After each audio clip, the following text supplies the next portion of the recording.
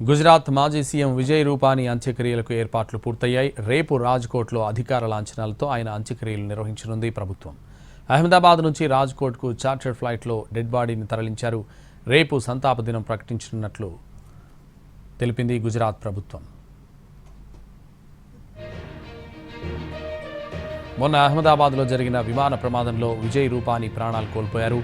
మంటలకు మృతదేహం గుర్తుపట్టలేనంతగా మారింది. దాంతో ఆయన కుటుంబ సభ్యుల DNA సేకరించారు. ప్రొఫైల్ మ్యాచ్ కావడంతో విజయ్ రూపానీ కుటుంబ సభ్యులకు భౌతిక కాయాన్ని అప్పగించారు.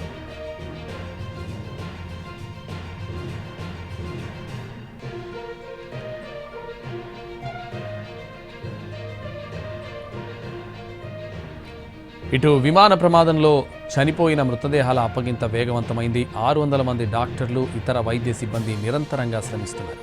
DNA ద్వారా ఇప్పటి వరకు 47 మృతదేహాలను గుర్తించారు.